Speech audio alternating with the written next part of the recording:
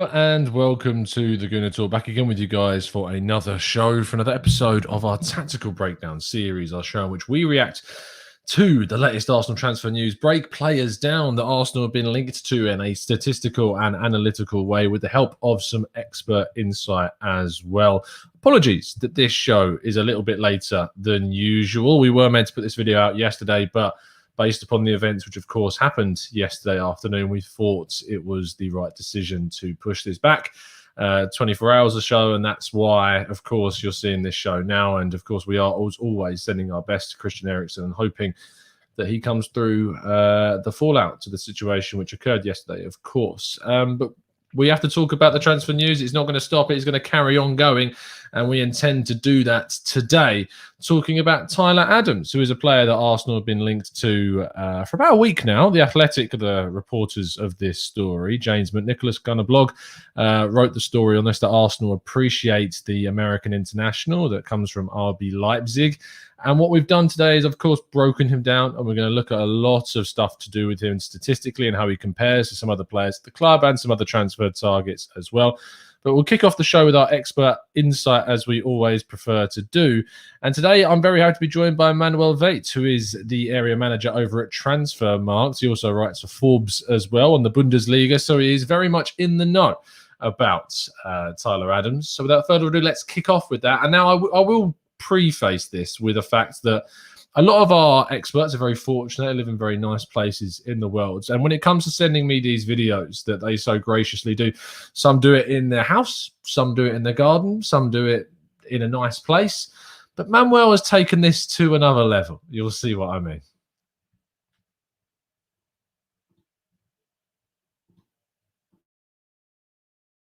Hi, my name is Manuel Veit, and I'm the area manager for Transfermarkt.us.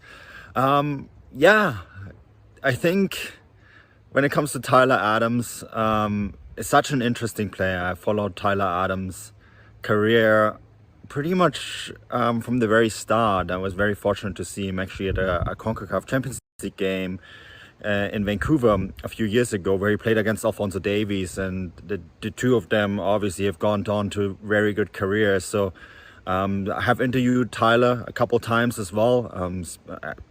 Very fortunate enough to go to Germany frequently, cover Leipzig full time, and as a player who I really enjoy watching, playing and talking to, and very curious. I'm not surprised at all that Arsenal are linked to him at all, because from the moment he made the transition from Major League Soccer to the Bundesliga, and Major League Soccer to Bundesliga is a big step. It's going through a league that is developing fast and quickly to one of the big 5 competitions in Europe. And I was very impressed at the time about the very seamless transition that he took. And when you know Tyler's character, that doesn't really surprise you. And I think he also brings a lot of the attributes that you need to succeed at the very biggest stage. He's very secure on the ball. His transition game is second to none. Whenever he does get the ball, he always makes the right decisions. I think also he's super dynamic, very quick. Always been very impressed by how effortless he looks. He's almost like he floats over the field. And with all of that in mind, again, it's no surprise that a lot of clubs are looking at versatile, plays a lot of positions. Best position, in my opinion, is central midfielder. Can also play as a number 10. I think that's something that you don't often see from him. Has been used as a right back or as a right wing back, rather, where he can, where Julian Nagelsmann, the former Leipzig coach, used him to basically shut down certain players. You know, what comes to mind, a game Leipzig and Bayern, where he basically took out Alphonso Davies out of the game. I guess the two of them know each other quite well. And I think that's where you see all the upsides. The downsides, and I think this comes down to the fact that he made the transition from Major League Soccer to Bundesliga. Never really had time to take a break throughout his career. Is that he has a lot of small injuries that have held him back. Fitness concerns, things like nagging back injury that takes him out of the game every once in a while. And I think, again, he went for Major League Soccer, the Bundesliga. No break at the time. Then the last 2 seasons with COVID haven't helped really either. So I think the really big downside to Tyler Adams is just injury issues and small niggling concerns. Now, the link to Arsenal, I'm not sure the likelihood of that is actually quite big of a transfer, because he's just signed a new contract at Leipzig that will keep him there until 2025. He's got no exit clause. In Jesse March, Leipzig have signed a coach that more or less developed him at New York Red Bulls a few years ago. And the two of them are quite close, so I don't really think he's going to leave the project there quite that soon. And the other thing is too, Leipzig are awash in money. They've sold players already worth in the region of 125 million euros. So Arsenal can't just go and entice them with a bunch of money, and they might lose Marcel Sabitzer, and Tyler Adams is probably the player that will go in and replace him there in that position. So yeah, a fantastic player. I think if Arsenal can make this happen, which I think is unlikely, but you never know in football, then they would get a fantastic prospect. A massive thank you to Manuel for helping us out with today's video. As I said, I mean, if you're going to film a video for a tactical breakdown from a certain location, that was pretty special. So a massive thank you to Manuel for, one, the info, and two, showing us how much good his life is and where he's living right now. Amazing scenes from there. Fantastic stuff. I think that what's important to kind of take from the breakdown there is it's really important to think about the end of what Manuel said there. The likelihood of this deal taking place, whether the interest from Arsenal is real or not, is a very difficult one. Jesse Marsch's arrival at RB Leipzig, which was as pretty much as predictable as any kind of managerial move, really, going from Red Bull Salzburg to RB Leipzig is a well-trodden path. But he worked with him at New York Red Bulls, and he's been at the Red Bull system for a long time now. And so those two, you would think he would be desperate to hang hold of him. And Sabitzer's situation too, as Manuel says, really affects the future of Tyler Adams. However, Arsenal's knock is certainly something that always comes forward, and whether Arsenal can still attract players and tear them away from what you think is a very comfortable situation is something that we need to think about as a possibility. And if Arsenal go in with aggression and they go and make this one a deal that they want to get done, then there's all the hope in the world that they can do. Without further ado, let's go on to the next section of the show, which is, of course, looking at the statistical side of the game and how he compares the number of players at the club.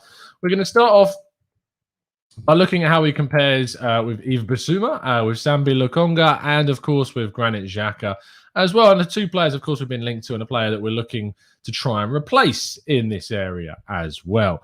We go on to the heat map. Now, the thing that you notice immediately about Adams is the fact that he's played a lot on the right-hand side. I mean, Leipzig have been playing with this back three, and Adams has occupied the right wing-back kind of position a hell of a lot. He plays at right-back, right wing-back, and can play defensive midfield. He's a very versatile player, which I think is something that Arsenal certainly like and why they are interested in him. But you have to then think about the context of when we look at these statistics, how he is going to therefore compare. Yes, we could have maybe compared him to some of the right backs, but I don't really think that would have been the position that he was necessarily going to play at Arsenal full time if he was going to come. And I think that his best position for me, and German people who watch a lot of German football to tell me if I'm wrong, but from just the small amount that I've seen him and seeing and speaking to a couple of people, they seem to feel that his future very much lies in more of a central midfield area rather than in a right back position. Let's look at the defensive duels, though. He comes out pretty well in this area, 6.9, which is very close to that of Yves Bissouma in terms of the frequency of defensive duels. But Yves Bissouma's success rate in these is higher at 65.8% compared to Tyler Adams' 59.3%, which is also lower than Sambi Lokonga's, but better in both areas than Granit Xhaka. Going into the interceptions, he comes out very well in this area at 5.38, much higher than everyone else on the list, reaching that 5-point bracket that none of the others are able to be capable of. Sambi Lokonga, again, coming out very respectfully at 4.86. In terms of the amount of times he loses the ball, it is the most on our list, 8.83. You may think that is more so from playing on the right-hand side, trying to be a little bit more adventurous with his passing, passes into the box, crosses, chance creation, etc. may lead to that loss amounts, but 43.2% of them being in his own half is a little concerning at the same time. Recoveries, 8.74. So if we're looking at the ratio, he actually loses the ball ever so slightly more, 0.09 times more than he is recovering it. But the fact that 47.9% of the recoveries are happening in the opposition half is good, seeing that quick turnaround of possession and recovering the ball as high up the field as feasibly possible. But he does come out the lowest in this comparison chart. Going into his passing statistics, coming out at 87.7% of a passing accuracy, again, is the lowest on this list. Playing on that right-hand side, maybe playing into the accuracy a little bit. Had he been playing in the middle, there may be some differences. But he is a frequent passer with the ball, 57.52, averaging the amount of passes played per game. Long passing is not typically part of his game hugely in comparison to, say, a Lokonga or in comparison to a Granit Xhaka. And with a 49.3% accuracy with those, you can probably see the reason why, being a little bit hit or miss. Passing to final thirds, again, towards the lower end of the scale for the players that we see in these areas. Granit Xhaka coming up really well in this area, 12.11 passes into the final third, which is nearly double that amount of Tyler Adams. But his accuracy at 74.8, again, maybe shows the reason why it is on the lower end of the spectrum in this area. Passes into the box, though, comes out a little bit more respectable at 1.79 in terms of his frequency, with an accuracy of 59%, which is not bad. But something about his proactiveness, playing on the right-hand side, playing a part in that. Forward to backward pass ratio is positive. However, the nearly 12 backward passes in comparison to the 16.47 forward passes is a little bit of not a worry, but it's not the best ratio, as you can see from this list. I mean, you look at Granit Xhaka, more than double the amount of forward to backward passes. Same for Lokonga. And it more falls into that Basuma style of passing, where he's just keeping the ball ticking over, and more of his game is coming maybe in the defensive area of what he's used to doing on the pitch. Looking at his dribbling statistics, 1.38 dribbles is showing it's particularly a huge carrier of the ball either, only 1.38, and that's surprising considering he was playing on the right-hand side for much of his time last season, with 56.7% a success rate in those dribbles. That's actually a pretty good return. Progressive runs, again, showing his lack of kind of movement with the ball, 1.2 progressive runs per game. And if we have a look at his shooting, he's not typically a high shooter of the ball either, at 0.28 shots. But he does have a very good accuracy of when he does take them, at 66.7%. So maybe he should be trying to shoot a lot more than he currently is. So there's all kind of the statistics. He's a really enigmatic player, to be honest, and it's really difficult to analyze him because of his versatility and playing on the right side, playing this right wing-back role for Leipzig when he does play. He hasn't been able to get any level of real consistency in his game in terms of his playing because of the injuries that Manuel was talking to us about. I do see the potential from seeing the clips of him, and if you haven't been able to go and see him play, go and have a look at some of the compilations that are out there, and you can see that there's quality in this kid, and he is certainly someone that has the potential to become a real star and be one of the US men's national team's new and upcoming group of players, along with the likes of Sergino Dest and McKennie and these types of players. So there is real potential there. So it's hard to kind of sit here and say, no, I don't think Arsenal should go in and bid £20 million and get this. I think it would take a lot more than maybe £20 million for RB Leipzig to want to part with him. If Arsenal are going into the market for a defensive midfielder that can also play a right-back position, or you want a more versatile player, I don't think really Arsenal should be going for that type of player. If we want a right-back, go and buy a natural right-back, one that's impressive at that. If we want a defensive midfielder, go and buy a defensive midfielder that's genuinely impressive, and it's going to make a real difference right now. I think there's a lot of risk associated with the Tyler Adams signing. That's not to say that I don't think it wouldn't work out. There's always the chance that it would. But I just think there are a lot more sensible maybe options for Arsenal to go for, and I think it would be a risk to go for Tyler Adams at this stage. I'm not sure we've seen enough to really know if he would be a good signing for us to make. But he is very highly rated. He is very well appreciated. And you can tell why when you watch him play. It's just he is a really difficult player to analyse in regards to an Arsenal perspective and what it makes sense. Let's round off the show then, of course, with your thoughts in the chat box, as we always like to do. I hope you're enjoying the European Championships, of course, and seeing some excellent games. I thought the Austria-Macedonia game was fantastic. It really was. And, of course, coming away with an England win today was great as well. We're about to sit down, if you are watching on playback, about to sit down after this finishes to watch Netherlands-Ukraine game, which should be an interesting one as well. Tom says, Tom, between his injuries and the stats, it just doesn't sound that appealing for a player who would also take one of our precious non-homegrown slots, which is a very good point to bring up. If you are going to lose one of those non-homegrown slots, by the way, we are currently maxed out. If we are going to move on players like Granit Xhaka, Torreira, Guendouzi, then we start to get a better picture of more spaces. But still, if you're going to be linked with players like Bissouma, players like Zeki Celik, players like Guido Rodriguez, players like Kunda and Tapsoba, these guys are all going to take up that non-homegrown spot in the team. So we need to be careful about who we choose to fill those spots, definitely. Ansgar says, seems like he's the worst out of these based on the statistics. Also watched him a few times and thought he looked interesting but not special. Similar to White. He's on the list but not near the top. I disagree, Ansgar, in the White comparison, but obviously we've had a discussion offline about that. In regards to what we're talking about, how he plays and how applicable he can be to an Arsenal team in comparison to, say, a case study like White. White, we know, is playing a lot of the time in the Premier League already, and I think a lot of his game can be enhanced by moving to Arsenal, by playing for Arsenal, and there's the potential there for him, as we heard from Jeremy Smith yesterday, for a world-class talented player to be there. I'm not sure I necessarily see that same kind of X factor, I suppose, from an Adams type player. It's annoying because it's a player, when you watch him, he's one of those players that you really want to like. Like, I want to like Tyler Adams. I want to like and want him to come to Arsenal, but there's just not. I'm not getting the feels about him as I am, say, for a player like Rodrigo de Paul. That player like that gives me more of the feels, whereas I know they're very different positions, but Tyler Adams isn't necessarily giving me that same feeling, that buzz yet. Let's see. It might change. You never know. You might have a mad season next year. Matt G says, Tom, be honest. Are you excited by anyone that we've been linked with? I'm not. They are all players that will undoubtedly upgrade our team, but I'm just not excited by any of them. Matt, I think we're ultimately in a very difficult period as Arsenal fans. I think what makes it worse is also that you see Chelsea linked to Haaland.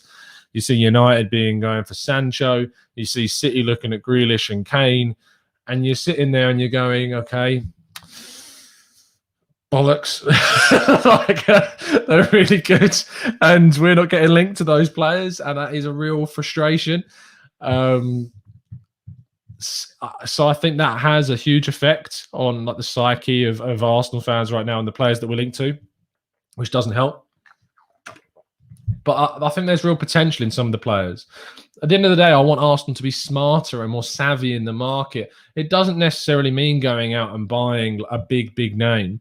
Just be sensible again. Just find those gems that we used to. Sambi Lokonga, for instance, is a really intriguing player to me. I think he's got loads of potential. I think he's someone that Arsenal could really use and really get a special gem from. But I'm not sure I get that from Tyler Adams.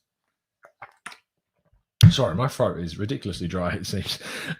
Jared Carver says he definitely isn't as developed as DePaul, but he is, or rather has, an upside, the athletic, and a good work rate. And Jared speaks, of course, as a watcher of the United men's national team.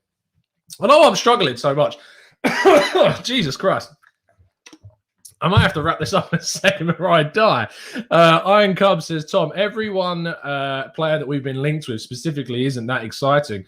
But I think if you add up to 4 or 5 of them, that makes for a very solid window, which is very true.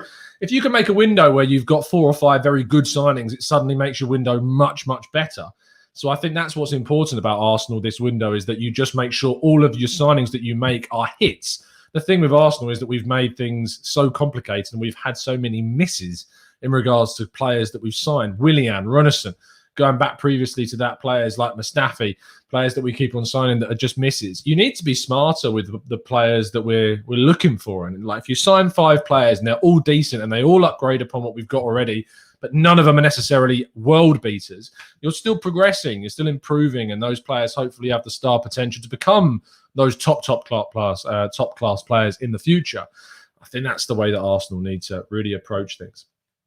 Stefania says, Tom, do you, in capital letters, think the reason why you couldn't get the best from Xhaka is because he didn't have a functional midfield for all the years he has been there? Look when he plays for the Swiss national. I can't even talk today. The Swiss national side. I think when you look at Granit Xhaka for the Swiss team, the immediate question is always, Stefania, why can he do it for them and why can he not do it for Arsenal? I think he's had one of his best seasons this year. And I think a lot of that has actually been down to having Thomas Partey next to him, having someone that's mobile, someone that's quality, someone that can drop in and create kind of security for him. And we didn't have Thomas Partey a lot in the first half of the season. And that was when Granit Xhaka had a very difficult period, and Arsenal in general had a very difficult period.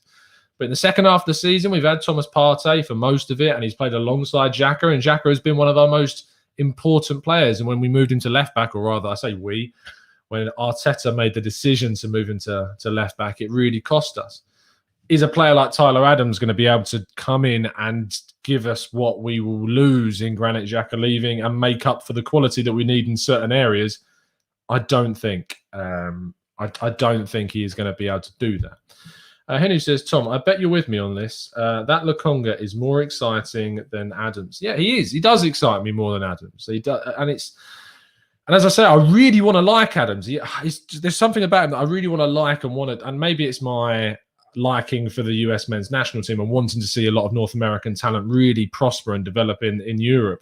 But I just don't get those feels, whereas I do get a little bit of excitement when I watch Lokonga and see that potential that's there in the player. I think that's important.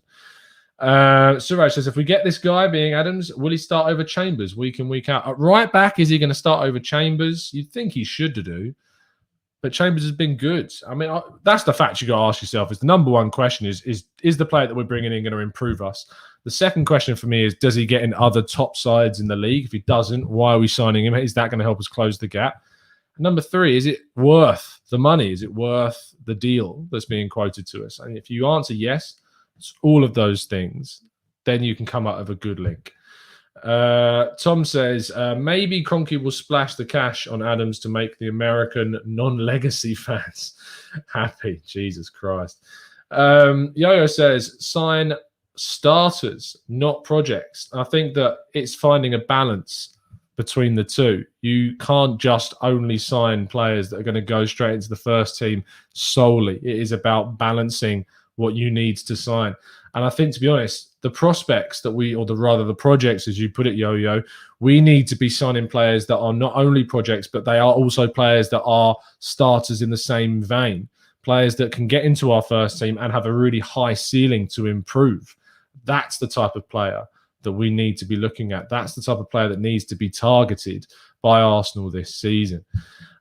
Can we sign Depay? He's about to score a hat-trick, says Dan. I think he's going to Barca or Juve. We'll see one of those two. It seems to be moving in that direction. Matt Williams says, do you think the extra mobility and speed on the ball with Partey and Basuma will make up for Xhaka's passing? Partey is still a very good ball player with his ball progression, in my opinion. I agree with you. I think he got a hell of a lot of stick last season that was unwarranted. Partey, for his passing, he was trying to do things that people just weren't reading. He was kind of playing on a different plane to everyone else, and the passes that he was playing were into areas where at Atletico you'd see those players in those positions. And he just really hasn't been able to assimilate really into the Arsenal team with the injuries he's faced, and I think he's really trying too hard maybe at times to play these exciting passes, these progressive passes, and it's not necessarily working for him because the other players are just not on the same level. He does need to calm that down. He does need to gradually try and bring his teammates up to his level, and I think he did that with Granit Xhaka a lot. I also think if you replace the energy of passing with someone who can move the ball at their feet, like, say, Basuma can, like Lokonga can, then maybe you see a better or a more dynamic Arsenal team that you don't necessarily miss out on the passing that Granit Xhaka had in the team. But it is important to point out that Granit Xhaka's integrity and how important he was to that team is really key. Really, really key. Anyway, I'm going to wrap things up there before I die because for some reason I've been needing to drink. I mean, this was full before I started. I was drinking most of it whilst Manuel was talking. And speaking of which, another massive thank you to Manuel Vates for coming on. I'm hoping I pronounced that right. I'm sorry, Manuel, if I'm not. He's a fantastic follow on Twitter. You can find him, Manuel Vates, Manuelveth. I should say Dr. Manuel Vates. He has got a PhD, and he knows his German football, as he showed with his talking about Tyler Adams. And again, apologies for the delay on the video. That is a day late. I hope you can understand that we made that decision for the right reasons. So yeah, anyway, I'll be back tomorrow morning, of course, for your 8 a.m. transfer show. There isn't going to be the Yakin Correa tactical breakdown today. I'm still waiting on the expert insight for that one. But it may or may not happen because the legitimacy of the links to Correa just, it was a debate within myself whether to do it or not. If there is enough of a call to do it, we'll push forward with it. And if I get the expert insight, we'll push forward with it. But other than that, it's been a pleasure to speak to you. I hope you enjoy it. The Netherlands-Ukraine game that I'm about to enjoy myself. So I'll see you again very, very soon, guys. And as always, and subscribe and like, of course, too. I'll see you again very soon, guys. And as always, up the Arsenal.